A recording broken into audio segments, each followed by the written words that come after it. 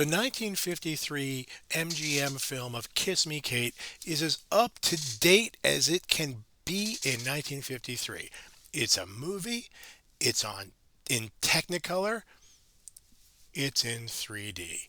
Yes, it's in 3D. If you don't see 3D because you're not wearing the special glasses and you're not your home video, your streamer will not do the effect even with the special glasses, you will notice that things tend to move towards the camera a lot. A lot of like, here is a banana designed to be the 3D effect. It's as high tech and modern and as high budget as it could be for a musical from the decade earlier from a pretty old play. So, Cole Porter, who is one of the great 20th century American songwriters. He's written lots of pop standards that you know, lots of things that get taken up in the jazz world and become standards, including things from this play which are not associated necessarily with this play.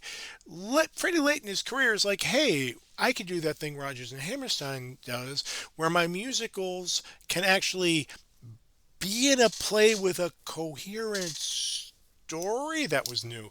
Porter did kind of loosely organized reviews before that, but American musical theater was changing, Broadway was changing. So in 1948, he produces and wins lots of Tonys with Kiss Me Kate. Kiss Me Kate is inspired by two theatrical couples. First of all, like the idea allegedly comes from the famous Broadway actors Alfred Lunt and Lynn Fontanne, the Lunts, who were big stars in time, and in the 30s played Tammy the Shrew, but fought off stage. People are like, oh, that's funny. We could do a kind of meta thing about that. And a husband and wife team of dramatists wrote the script. Again, they're always going to husband and wife teams to take the curse off the central courtship plot. How bad could it be? It's a husband and wife did it. It's just a marriage. It's just the marriage. It works for them, even if you wouldn't want it. It works for them. We it's very much meta here. Now there are things. Every adaptation of Shakespeare's and 10 Things I Hate of You shows what people who are adapting it and their audiences were comfortable with and what they're not. You'd be surprised what people are still comfortable with in 1953.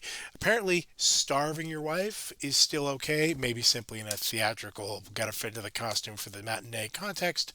Um, but I would also point out the whip, the goddamn whip, which is an artifact of Taming the Shrew's stage history from sometime in the early 1700s through the middle of the century, is still around after World War II, and it's in this very modern for its day, as cutting edge high tech can be. We're going to show you the whip in 3D. How modern is that? Great. This movie also has a little. It's already got the conceit of a play within a play where a couple who are putting on Taming the Shrew are also having their own marital difficulties outside of a kind of meta theatrical thing. And that meta theater is also a way of controlling people's anxieties. Well, okay, they're not really doing Taming the Shrew, but their life is kind of like that. There's a dialogue between the characters' offstage life and the parts they're playing in the Shakespeare play. Um, this movie adds another layer of meta theater. We get an opening scene where people come to audition in Cole Porter's apartment. Spoilers, that is not Cole Porter. That is an actor playing Cole Porter. That is an actor playing Cole Porter as 30 years younger, as still abled at this point in his long career. Porter was in a wheelchair. He had a horse riding accident, and that haunted him the rest of his life. But the Cole Porter on screen is gonna have his legs because we're ableist, and the Cole Porter on screen is gonna seem super heterosexual, and in a way that Cole Porter in his actual personal life was so much not. Really, so much not. So we have this kind of interesting thing in the composer's, the alleged composer's New York apartment, but it's both technically avant-garde, but socially a little retrograde. We're keeping him in the closet, we're hiding his disability, we're de-aging him. It's 1953. The man was born in the late 1880s or early 1890s. Come on.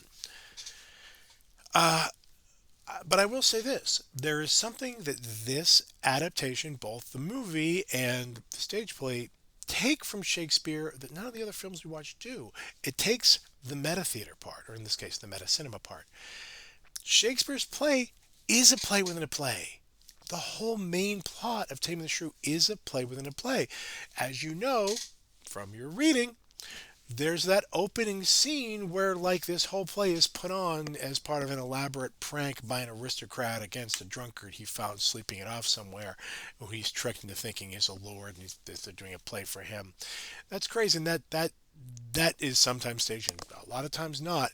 Here we're not going to do that, but the idea that it could be a play within a play, and the idea that the Catherine and Petruchio relationship is more acceptable, more tolerable, more amusing if it's in a box, maybe inside another box of narrative. That's something to go with. So there's that. Though this play is in no way faithful to Shakespeare, it is bringing up an artistic technique from the original play that the other adaptations we've seen and the other straight up films of the play haven't done.